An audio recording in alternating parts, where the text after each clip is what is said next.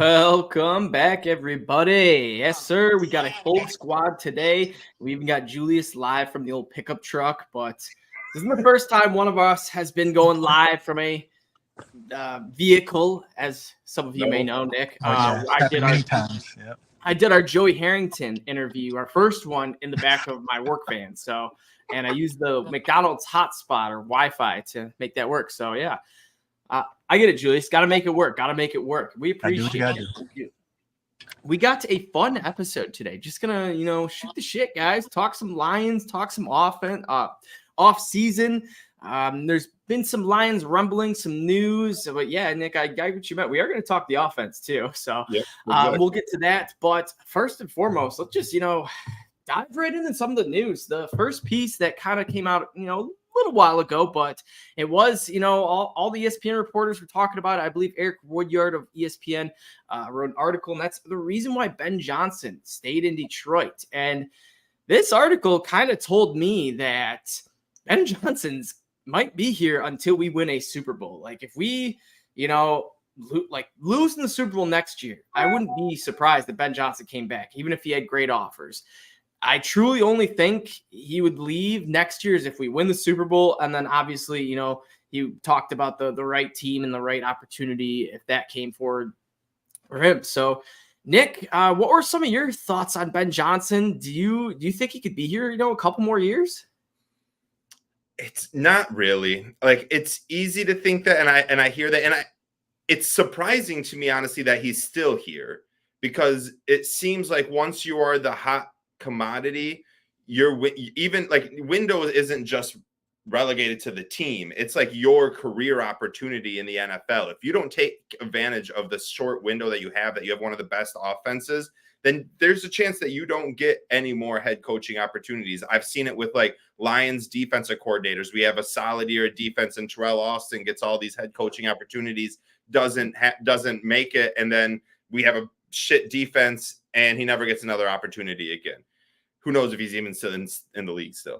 But for Ben Johnson, he has so much trust in himself and the team and what we've built that he's like, yeah, I'll just double down on myself again and again until we win a Super Bowl and go out. The biggest thing is he needs a good opportunity. Now, next year, if Mike McCarthy and the Dallas Cowboys aren't as successful as they want to be and he's out, is that the right opportunity? Like, is he looking for like a media market that's going to overpay a head coach that's his best chance to like make as much money as he can with a team that's got a lot of weapons on that team? I mean, there's just like what opportunity is he looking for? I'm surprised if the Chargers wasn't one of the best opportunities this year. Maybe they just didn't want him and they were all in on Jim Harbaugh the entire offseason, but that would have been like one of the chances I saw him leaving.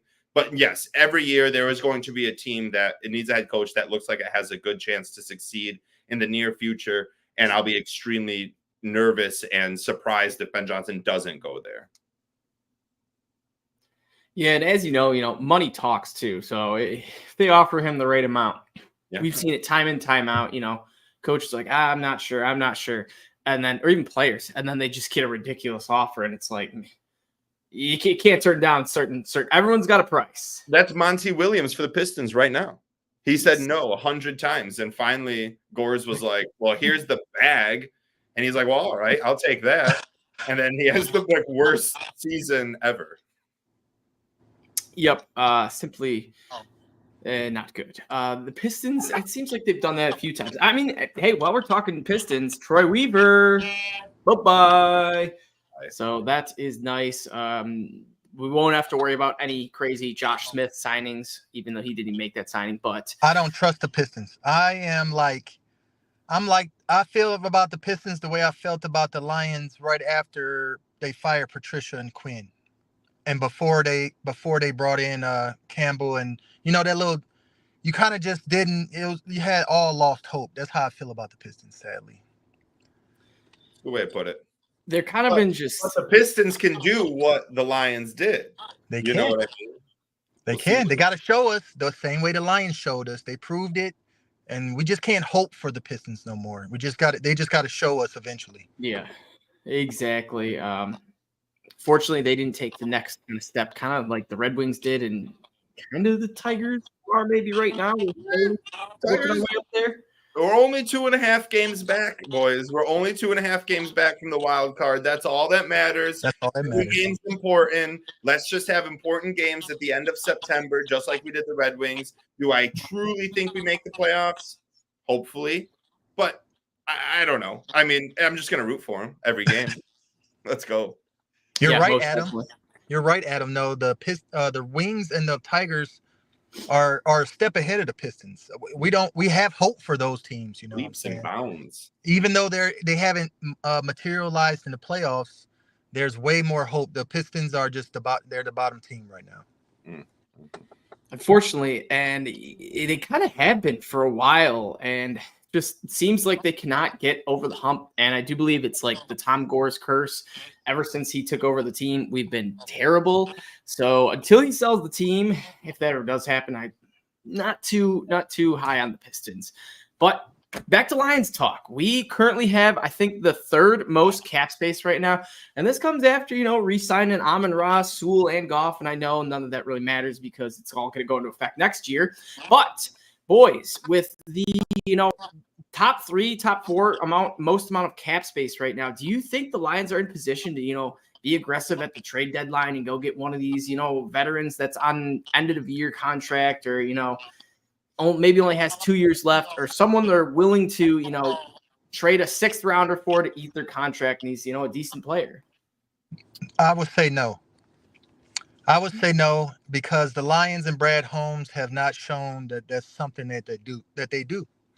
Now, I don't think they're not gonna give up draft capital, and they're not gonna bump any of their young depth out of the way for somebody. I don't know who you could possibly add. You think of a backup quarterback? No, we got Hendon Hooker. You think of a fullback, maybe. The holes on the Lions roster are just so low that I do not see Brad Holmes trading any kind of assets or spending any kind of considerable amount of that cap space that we have, top 5 cap space remaining, on another player. I think they're happy where they're at. I think they're overjoyed with the amount of talent they have on the team. There's just so much. They have like 7, 8 guys in the secondary vying for spots. I mean, that's just unheard of. So I don't think that happens. I think they picked up the guys they needed to early in the free agency period, like Kevin Zeitler, traded for Carlton Davis. I don't see them making another move. Yeah, I'm kind of shocked actually. The cap space is a myth, dude, and I've believed that for a while and was like, no, I mean, obviously you can't. They try to get you with like, oh, look at the Buffalo Bills. They had to cut people. And then you can show 5 other examples where they're like, well, these other 5 teams have been making it work for 20 years. So and you do have to do that. Like, you obviously just can't overspend like the Red Wings of 2000. But I went to look because, Adam, I thought at the original, when you brought this up, I thought it was third most cap space for next year. And I didn't know where we ranked this year. But you were right, and it's third most for this year. So I went and looked at Spot Track for most cap space of 2024. Listen to this real quick. $15 million for Washington. They're number 1. We have $6 million above in cap space. We're number 3. Last are the New York Giants, and they're negative $35 million in cap space. And they get to play football. So, sure, they're going to be getting out of it, but they're what is cap space when it really comes to it? So to answer your question, I don't think having the third most cap space this year has anything to do with us going out to get anyone big. I do not think we do it. If you want to use the argument of cap space, that's because we're still going to have to pay guys like J-Mo and Hutchinson and Jack Campbell and Sam Laporta, and they're all going to get paid pretty quick before we know it. Also, if you use the argument outside of cap space, we don't care. Last year, we had cap space, and at the end of the year, when our cornerback situation was in dire need, we added practice squad Kindle Vildor. So, it doesn't matter what your name is. You could be the water boy. If you fit the grit and you have, the way to play in the Aaron Glenn, Dan Campbell, Ben Johnson type of team, then you'll play, dude. It doesn't matter. And I don't think anyone big is going to come. All of that said, we should absolutely trade for Max Crosby at some point in this season. Like I'm talking, we trade away 2 firsts and and whatever cap space we need to have, and we'll sign Hutchinson and Max Crosby and Laporta, and then we'll just let everyone else walk. Sorry, well, and JMO, and then let everyone else walk. I would only be okay with that, Nick, if the Lions are undefeated and looking like one of the best teams to ever compete, and not only and couple that with they have a legit need on the other side of Aiden Hutchinson still for a pass rusher, because if we got James Houston or Marcus Davenport and they eating over there, nope, don't risk it. Don't risk it with Max. Oh yeah, 100% agree. Well, unfortunately, we don't really have to worry about Max because he got re-signed and his contract is quite big. It's 4-year, 4-year, $94 million. So it would be tough to make that work. But that's that Hutch money right there. That's the Hutch money, bro. Cap space is a myth. Just go get him, bro. Hutch is gonna get 4 years, $100 million. Yeah, plus. Yeah, I think you're right. And there's always a guy every year, if it's defensive end, cornerback, whoever, it's some high pay or dude that's wants a contract. The team's like, I don't know if we're going to pay you because we're really bad and you're only good player. So why, keep you around? So who's to say it's not some other, random guy from, the Chargers, the Bills, the Bengals, or I don't even know. Not actually Bengals, Hendrickson. Trey Hendrickson. Yeah, he was a guy that was wanting a contract and made it known that I think he demanded a trade at one point. There's some rumors about that. And then I don't know if his agent came out and said it was false, but nonetheless, Lions, like you guys saying, our depth is deep. We got a lot of guys. It seems like Dan Campbell is just raving about every single dude. If it's from guys that are, barely going to make the 53-man roster to the starters. And it seems like there's going to be a big competition. One of the dudes that's kind of been standing out in the defensive backfield is Brandon Joseph. So he's looking like a guy that was an undrafted free agent from Notre Dame, was a solid dude. He had very versatile, athletic, and just it seemed like he was going to be drafted and fell to us. Not really fell to us, but he came to us in undrafted free agency, I guess. Yeah. So Brandon Joseph, any thoughts on him and any thoughts on the overall secondary? Yeah. Julius, tell us your thoughts. Actually, I remember a show last year and we were talking about undrafted free agents and we were talking about Brandon Joseph. And he was kind of like an undrafted free agent darling because of his college PFF grades at Notre Dame and his athletic measurables. And he didn't, I think he got brought up for one game at the end of the season last year, but he didn't play any snaps. But evidently he was a dog on special teams, not special teams, but the practice squad pretty much all year. And now this year in spring, he's looking like competing head to head with the top safeties on the team. He could definitely be a guy that could sneak his way. He has the grit. He has the measurables. He was just talking about Trey Hendrickson. I was thinking we can go on a list of all the NFL players, rookies, veterans, or guys that might be available, and we can go by grit meter on if they have what we think that Brad Campbell, Dan Campbell, and Brad Holmes are looking for in players. Like and Trey Hendrickson, he's a grit guy, Brandon Joseph. This kid looks like he's got a lot of grit, and so he looks like he can be a guy that can help. Secondary overall, like I said, the depth is crazy. So, there's going to be a dogfight in training camp. I'm already hearing reports about skirmishes breaking out and people talking smack with each other. The competition level is going to be insane, and it's just going to make the Lions that much better. I agree with some of it. I do think Brandon Joseph is very sneaky good, does make the 53-man roster, and due to what, in opposed to what Julius said, I'm going to take the opposite side here, and I'm saying we don't have a lot of depth at safety. cornerback is a different position. And sure, if we can get some of these guys to play safety, great.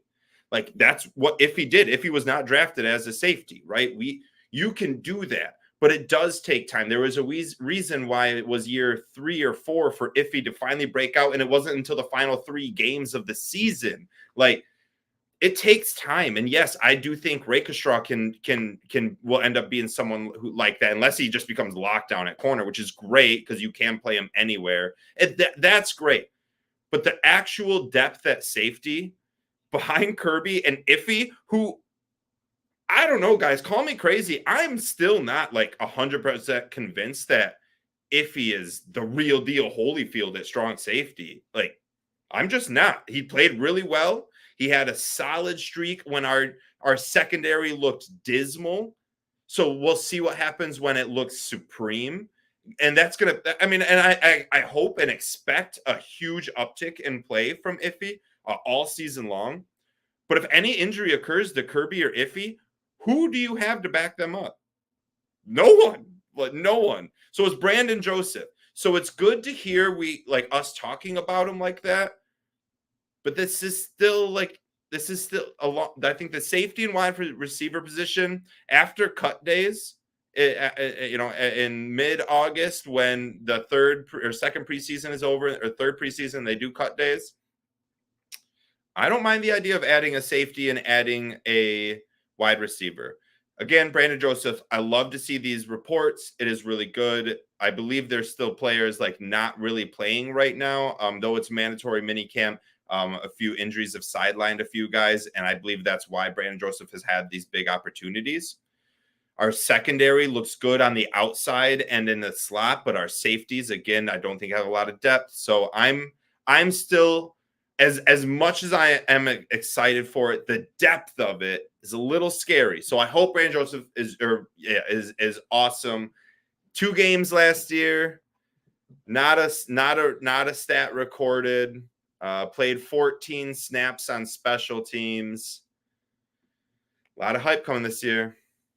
You're muted, Adam. I am muted. Dang. All right. Well, I need Brandon Joseph to be a starter because we need the Joseph twins to be just pick city, locking down everyone.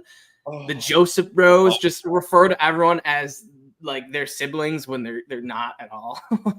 Kind of like the Smith brothers when Alden Smith and might have been Alex. I don't think it was Alex Smith or Alden. Get back. But you call him, if Brandon Coleman does end up starting over Iffy and he's just like this supreme freak of an athlete, can we call him the Bash Bros? I know it has nothing to do with Joseph, but I feel like we have 2 Josephs out there and they're just picking off and nailing big hits. Let's just call them the Bash Bros. I think that'd be awesome. I want that. I hope that happens. No, it is okay. Anyways, another guy that has been drawing some off-season hype, that's our boy Waymo, and slowly but surely, our little guy J-Mo, woohoo, you are starting to turn into not the player we expected, but a good player. And J-Mo has been getting hype from Dan Campbell, getting hype from Jared Goff, and getting hype from the media. And then he's been putting in the work with, making some great highlight catches and just looking good. And the one thing that stood out most to me was that video we posted a few days ago. He talks about winning, and he seems like all he cares about is winning. And you could tell that down the end of the season, winning was nothing beats winning. So you could have a 200-yard, 2-touchdown game, but if you lost, at what cost, Dude, last year I went on record saying I no longer cared about J-Mo. I just didn't care about what happened. If he had a great game, awesome. If he had a terrible game, sucks, whatever. I just didn't care. And it's hard for me to get off of that, but the hype is unreal. And the way we saw him go out in San Francisco, what else have I said many times on the show? Momentum from last season doesn't carry over to the next season for a team. It just doesn't. But for a player, there's instances where it really does. And this J-Mo hype is crazy. I am What are we expecting? Adam, tell me, what are you expecting out of J-Mo this year? Bro, 1,200 yards, man. Just what you want. What do you expect? You expect 1,200? I'm expecting 1,000-yard season. Okay. Maybe not 1,000 receiving yards, but I think he'll get high 8, low 9s. No, I think he'll have about 800 yards and 200 rushing if he's healthy. You know, if he plays all 16 games or all 17 games, or even 14, 15, 14 plus, I think he should be able to hit that 1,000-yard marker, or at least get, right 998, something like that. How many targets on average will he get a game? You had to guess right now.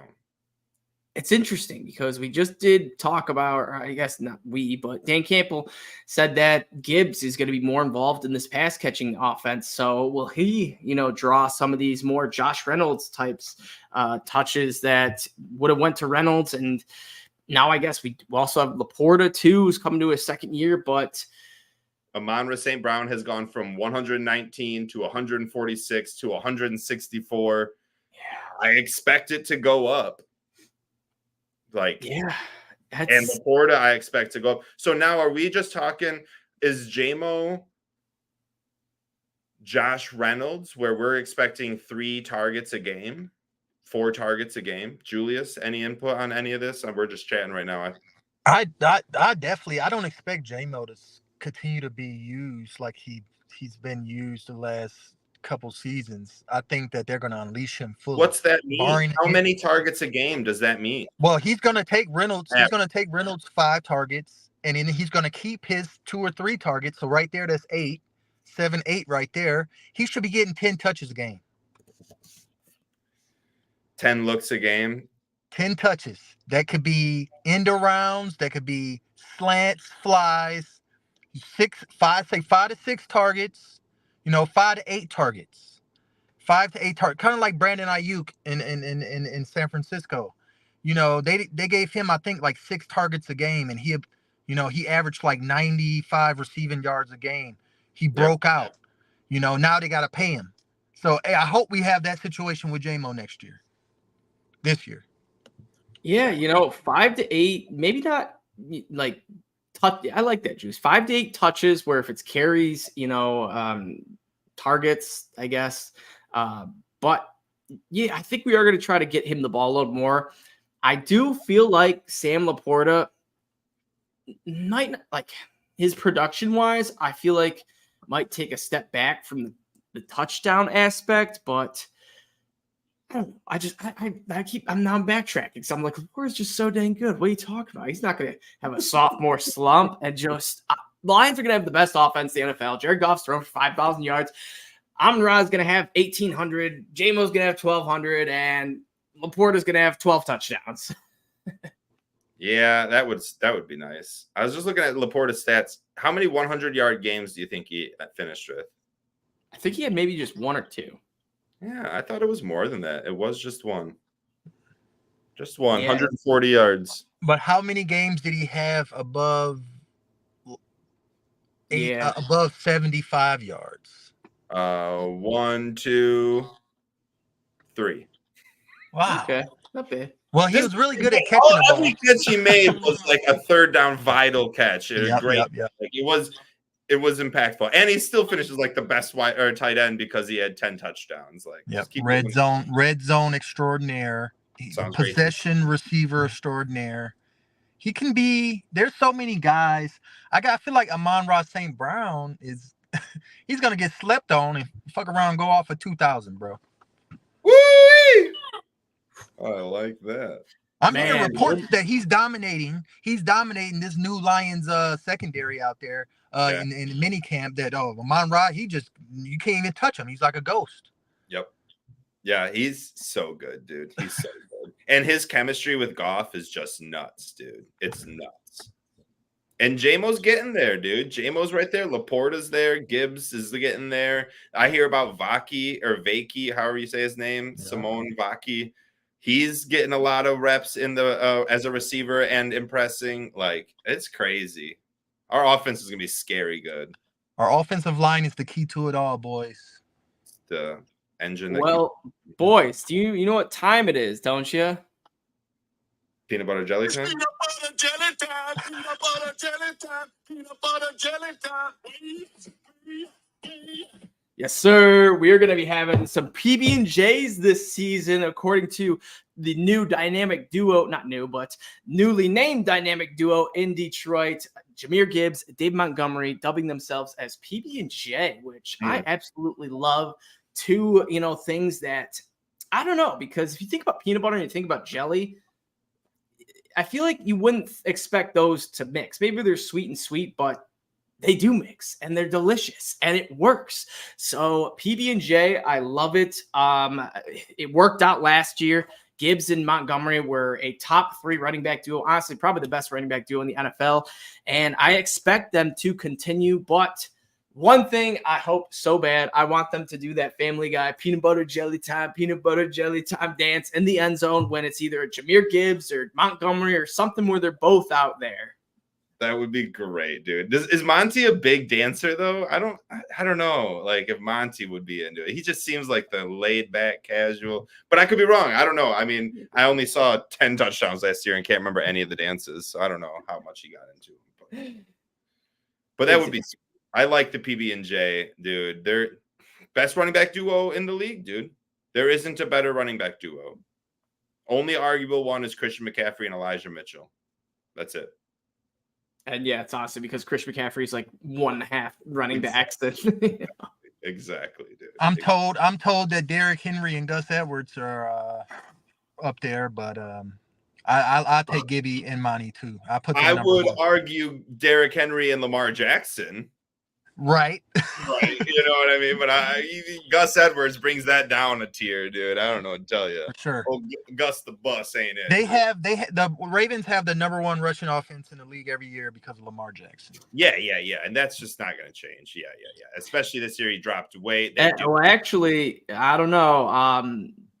Justin Fields, Najee Harris. God, Jalen Warren, who's going to be like the actual player there. Yeah. How dare you mention Fields' name on this show? Yeah.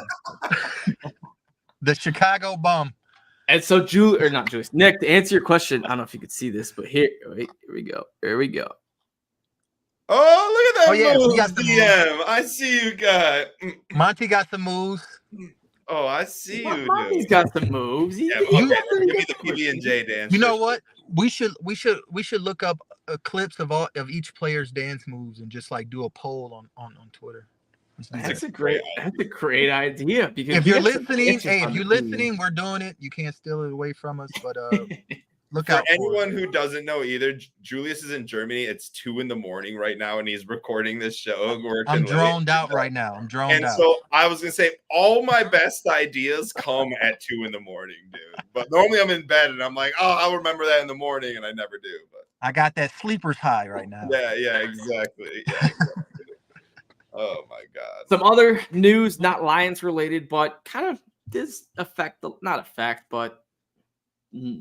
I don't know. Justin Jefferson got a new contract as we expected. He got $5 million more than Amon-Ra, which tells me, Brad Holmes, you genius, way to beat everyone to the punch and just, you know what, go sign your guy. Maybe Amon-Ra got a million more, or something a little more at the time, but he damn well knew that AJ Brown, superstars like Jalen Waddle, Chase, and all these guys are up for contract. Devonta Smith, even just got one. So it's like these guys in Amon-Ra's class are coming up. They might not want it, like Jalen, or not want it, but Jalen Waddle, that was kind of like unexpected, but he got a new contract, AJ Brown, and then Justin Jefferson. And the next thing you know, you got Tyreek Hill wanting a new contract, and just Jamar Chase, CeeDee Lamb. And by the time those 3 guys get re-signed, Amon-Ra is going to be paid like the 8th highest wide receiver when he's producing at a top 5, maybe even top 3 level. So absolutely steal so far, and it only looks better. I thought that Amon-Ra would probably get $1 to $2 million less than Jefferson. I thought he was going to want right around there. And maybe Amon-Ra thought, Jets is only going to get 32, 33 million. So I'm cool with the 30 million. Well, think again. So also $88 million signing bonus. That is insane, boys. If you had $88 million, just go right in. Boom. What would be the first purchase you'd buy? Oh, it's such a tough question. That's a tough one on the spot. You said 80 million? 88 million. 88 million 88 for his million? signing bonus. Highest ever in NFL history. it's so what we're like, I don't know. A black Lions jersey. I would be speechless for a week. Yeah, I'd just be sitting there looking at I go to the corner store every day for like a week and just buy junk food. Julius be getting a Lucy cigarette for 50 cents still. Arizona iced teas, bro. Oh my god. These things still 99 cents? Yeah, I'll take 5. Get a whole carton. Instead of buying Miller High Life, I might buy a Stella. You know what I mean? Bro, I'll be speechless, bro. And then a week later, I'll probably get an island or something. Private island. Yeah. An island was my first thought for sure. I just I don't know. Is it still too soon or no? Okay. 88 million. That's a good question for everyone listening. What would you do? What would you put in the comments? What's the first thing you do if you got 88 million direct deposited to you? You know what I mean? That's sick. I buy Lions season tickets for the next 20 years. I was thinking that too. Clubs, I get the suites. I have suite seats for my whole fam for like 40 years. Now listen, guys, 88 million sounds great. But you could just go put that all on red. And you could have it be 100 and I don't know my math, you know what I mean, but 100 and a lot of millions, or you lose it all. Well, you got to live it you got to risk it for the biscuit. Is Adam on the phone? Adam's taking a phone call over here. I'm trying to set up my next little segment. Yeah, this is stuff you do before the show. I know, but the idea came from the Dave Montgomery or the peanut butter and jelly. The 700 people watching are like, all right, we're just going to watch it. Listen to it. This is great entertainment. Gosh dang it. Oh, what's that? 10,000 years will give you such a crick in the neck. The Lions Genie has made his debut. Yes, sir. We're starting out a new little segment, the Lions Genie. We'll be asking some tough questions. We're actually granting some wishes on some tough questions. So the first one that I put out was an interesting one. I'm sorry, the Lion Genie that he put out. It was a player only. So we had one player out of these 4 going off. It was Amon-Ra, 1,800 yards. J-Mo, 1,200 total yards, could be rushing, receiving, whatever, both. Aiden Hutchinson, 18 sacks, or Jahmyr Gibbs, I believe, 10 touchdowns. So, boys, what are we thinking? The Lions team can grant one wish, guarantees one of those hits. I will repeat it. I think I heard. I'll make my decision now. I'll take the J-Mo 1,200. J-Mo 1,200. Because I kind of feel like the rest of them, like the Amon-Ra 18. I'm sorry. I said, Nick, you gave me a funny look, and that funny look was deservedly. It's Gibbs 20 total touchdowns. There the we Lions go. team wasn't going to snub If us. Gibbs doesn't have 10 touchdowns this year, I'm Right. starting to riot, dude. So you know what I mean. Yeah. Okay. So what'd you say? What'd you take again, Julius? Well, it's a little harder now. If Gibbs is going to have 20, I'll probably wish for that. I think that would break Barry's record. I don't know if that's total touchdowns for Gibbs. Oh, yeah. Because what did Jamal have? What did Jamal have? 23, I believe. He broke the rushing, or was it the total? It was 23 regardless. Yeah, it was total, I'm pretty sure. And it was like, it was over 20. So it wouldn't break the record. But, okay, I'll stick with the original He data. has the record, I think 20 or 31. I'll say J-Mo 1,200. I want to see a J-Mo breakout season more than anything. Who holds the record for most total touchdowns is LaDainian Tomlinson, right? It's not Sean Alexander. Yeah, LT with 31, and he had 26 rushing. Yeah, and I think Sean Alexander had like 28 rushing touchdowns, and that was like total as well. Yep, yeah. And then LaDainian took it over. Okay. See, if the Genie was promising me 32 touchdowns from Gibbs, I'd be taking that. I'd take that all day. I'm just saying. But he's do his research. He's giving me 20. So, okay. and it was Hutch 18. Wait, what were the other 18 ones? Hutch 18 sacks. So the big two ones that people were keying in on were J-Mo 1,200 yards, had 36% of the vote, and then Hutch 18 plus sacks had 44% of the vote. When I first voted, I voted for the Hutchinson, and I'm trying to it was kind of just off the cusp, and I'm really breaking them all down in my head right now live on the show. And I really do think that if Hutchinson gets 18 sacks in a season, it won't be so many 3 sacks in a game. It will be more spread out in impactful plays, and I just think that would be the most impactful. But the JMO 1,200 would be right behind it. I do think Gibbs 20 touchdowns is great, but we saw 23 touchdowns from a guy named Jamal Williams, who in 10 years, people won't even remember who he is, just that he holds the record. And it still got us a 9-8 season. If you look at Amon-Ra St. Brown getting to 1,800, how many yards did he have last year? He had 15. So you're adding 275 yards on throughout the course of 17 games. It breaks down to like 20 yards a game or something. I don't know. Math isn't there tonight, but whatever it breaks down to, I'm just like, I think the JMO had how many yards last year? Like 500-ish, maybe a little less. Total yards, I think he had like around 500. But you said 1,200 receiving yards, right? 1,200 total yards. 1,200 total yards. Okay, he had that's like Deebo Samuel.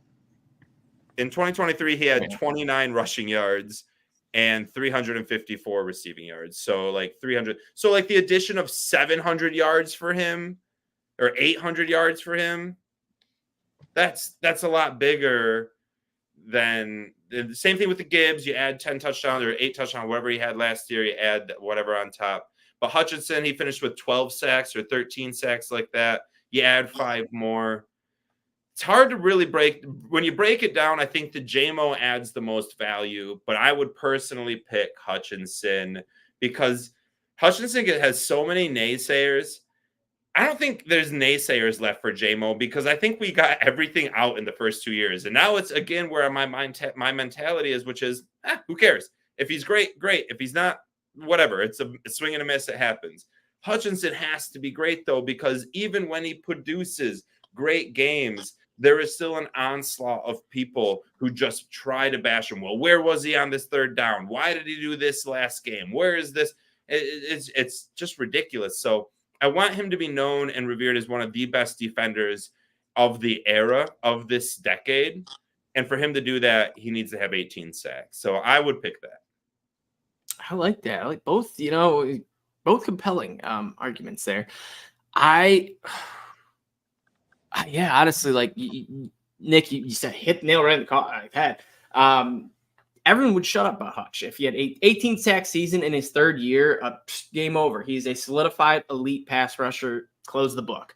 Okay. And now JMO, granted, if he had a 1,200 season, that would be huge. But we saw our defense last year, and it's like, yeah, that would be more production. Their offense would be insane for JMO, but if Hutch could have 18 sacks, man, on top of our secondary, that tells me Terrion Arnold's locking people down.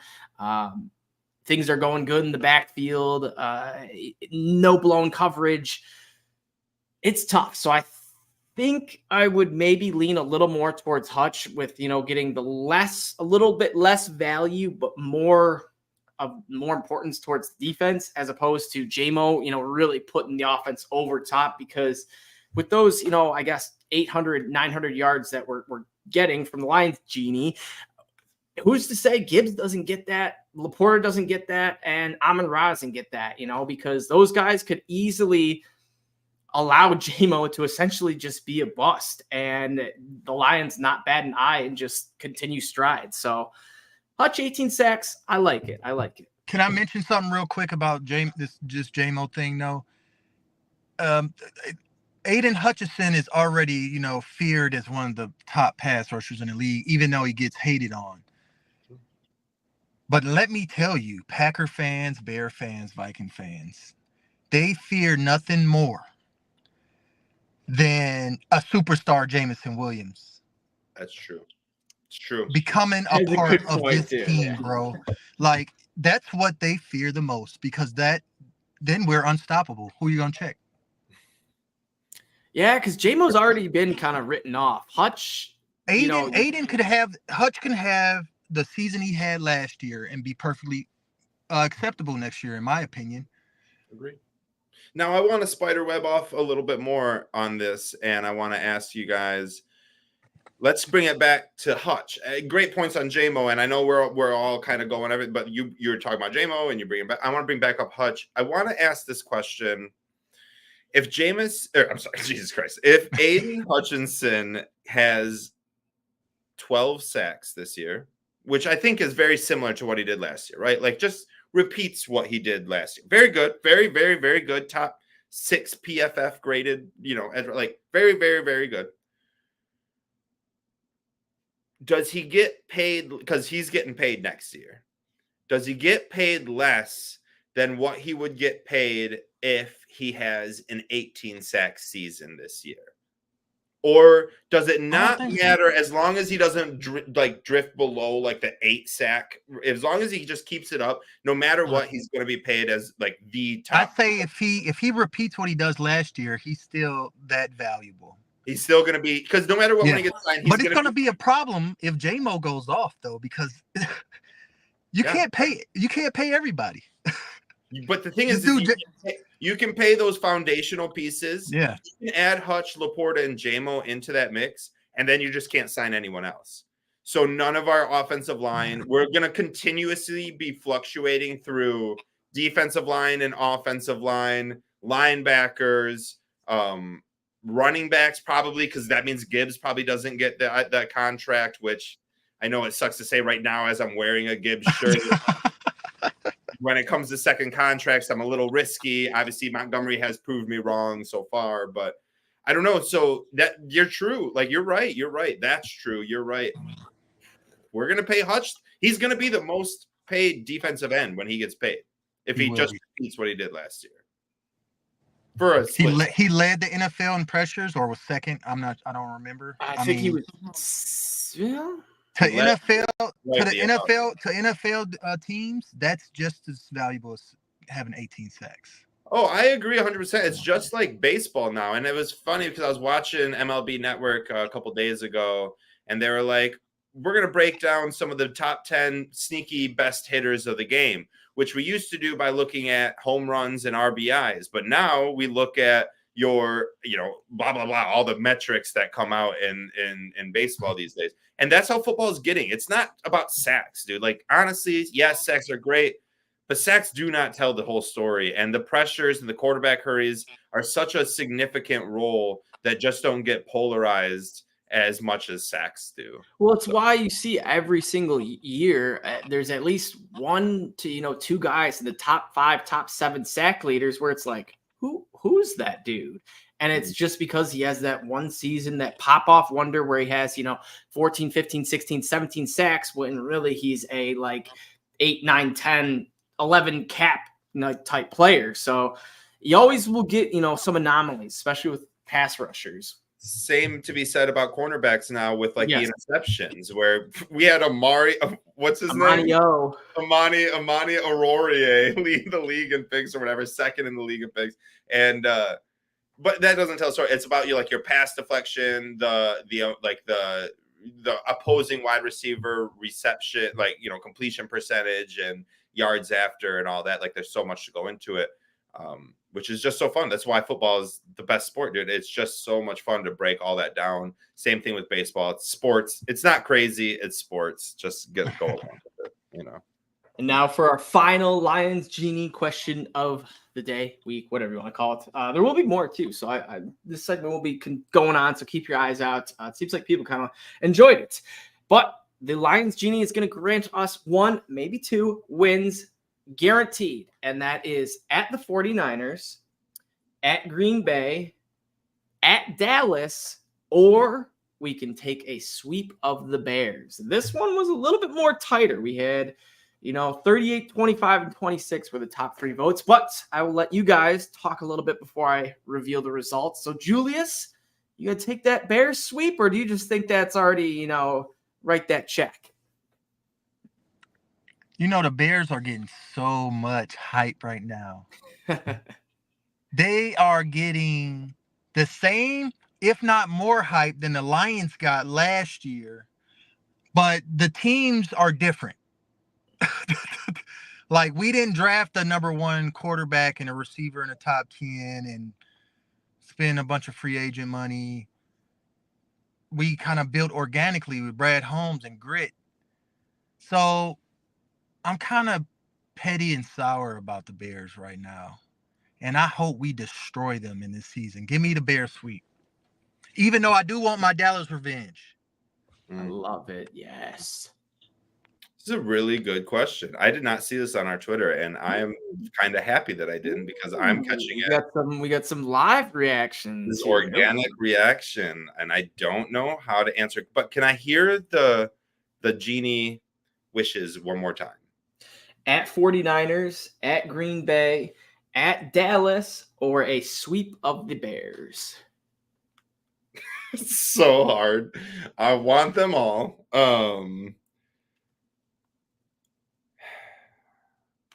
The reason I'm going to break it down, I'm just going to draw this show out, and I don't care because I like talking. The reason I'm not going to pick the 49ers is there's a chance that beating them in San Francisco week 17 lights a fire under their ass for the playoff rematch. I would almost rather have our ass. You're right. I hope Hendon Hooker plays. I almost do, dude. Like, we'll see in the playoffs. I don't give a fuck about week 17. I don't care. Obviously, if week 17 guarantees we become the 1 seed, that would be my pick. But that wasn't stated, so I can't just assume that. At Green Bay, I'm not going to do that. I don't care that much about winning at Green Bay.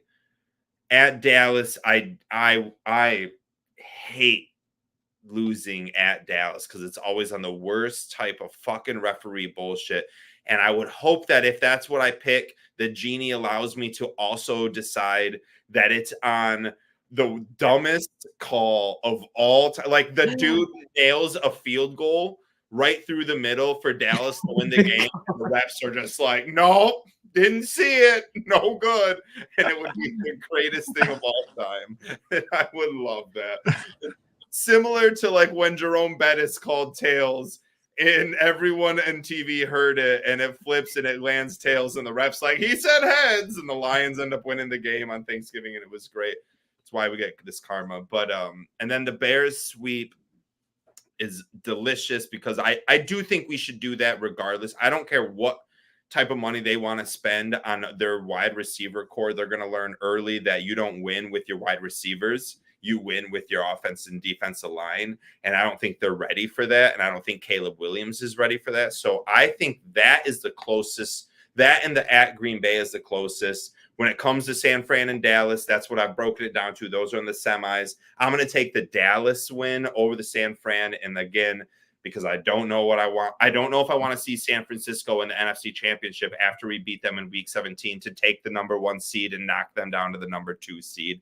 Like, that would just be like, they're in Ford Field, and it would just be a recipe for something where I'm just like, no, dude, I don't like it. But if we beat Dallas and drop them to like the 3 seed and we take the 2 seed and San Fran's 1 seed and we have to play Dallas in the second round, we just beat them in Dallas, and then they're coming to Ford Field. I would like, against Mike McCarthy, I would like our chances a lot more. So I'm taking at Dallas. Long-winded answer, at Dallas. It's a tough question, man. It's a tough question because, you got the 49ers. You want that revenge. You got, of course, Packers in Lambeau. Always love winning that game. And then you could take the 2 against, obviously, the inferior opponent between all these 4 with the Bears. Or you could take that Dallas Cowboys game where it's just like, man, no matter what, or just, Nick, I want to see a game where Lions get like 15 pass interference calls against them. Everything go for the Cowboys, but they still lose. The refs try and try and try, but they still lose. Yeah. So that's how it would go. I think maybe if it was a Dallas game, but the Lions are going to beat Dallas next year on a on a similar play that they got taken away from last year.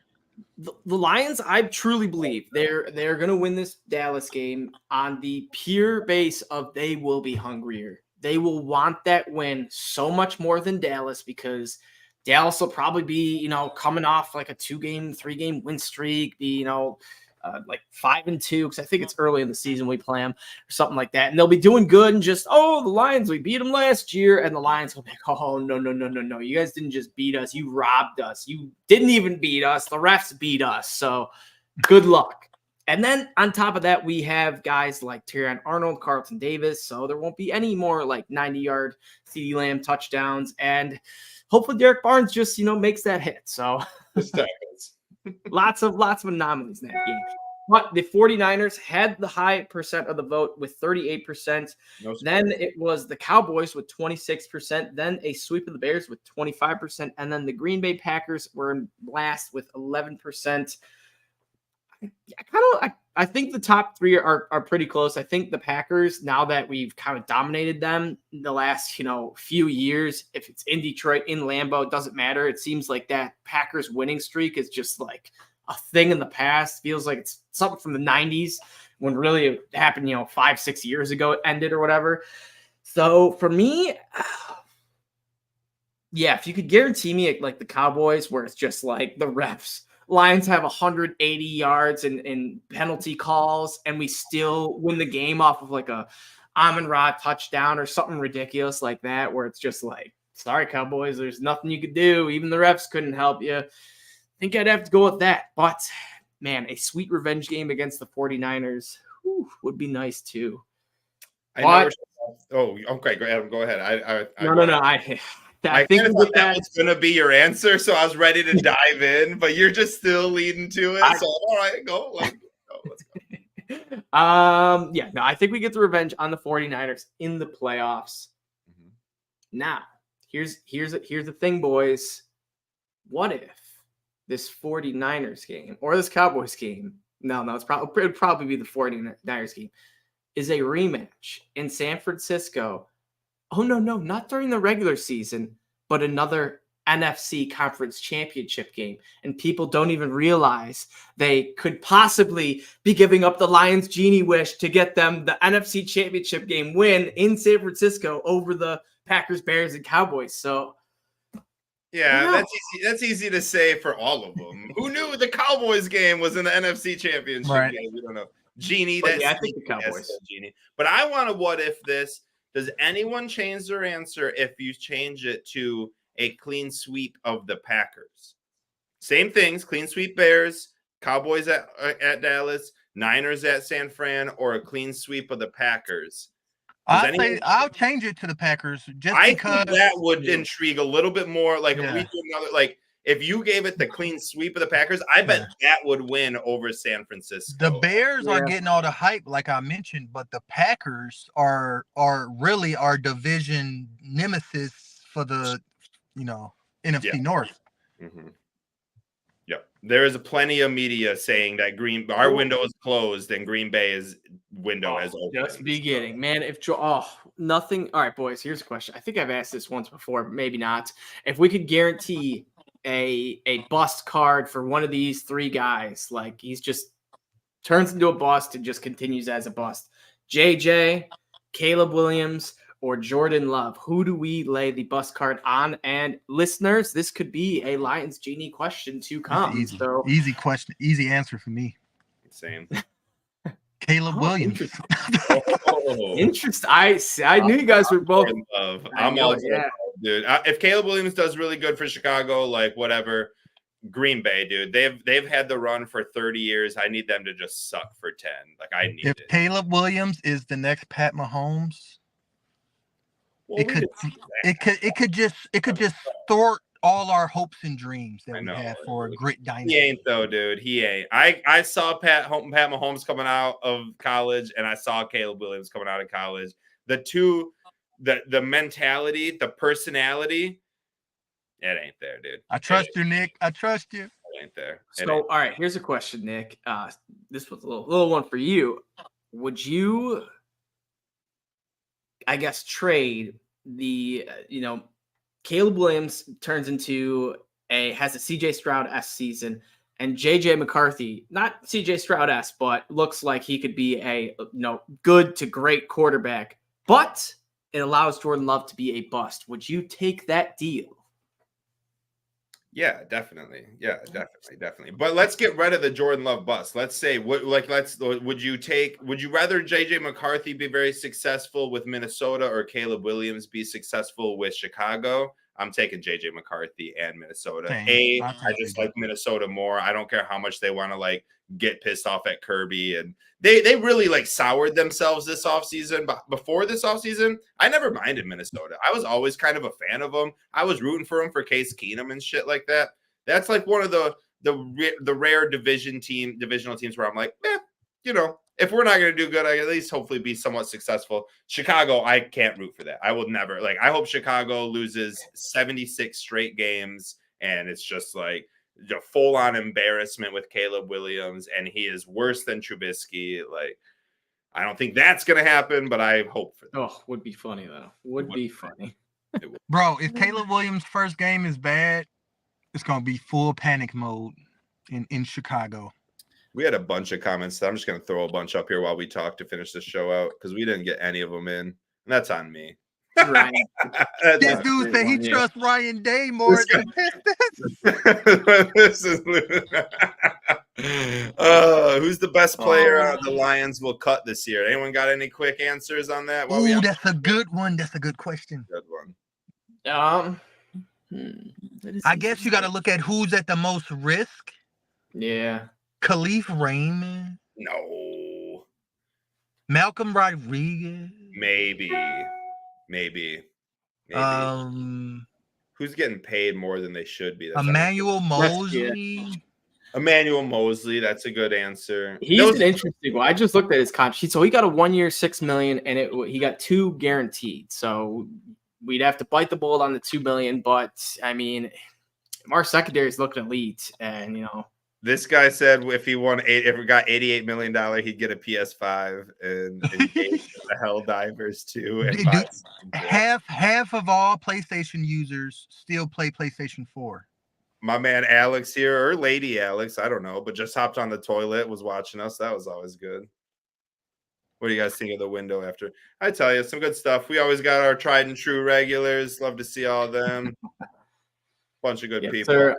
But the schedule's been a little sporadic. We had Zach Zenner on last week, so go check that out if you missed it. If not, we will probably be popping on next week at some time. But as you could tell, we gotta make it work with Julius and Germany and being in his truck and whatnot. But the dedication is there, boys. So as you can see, we will make it work for you. We will get out some content. But as always, boys and girls, check us out at Honolulu Blues _ and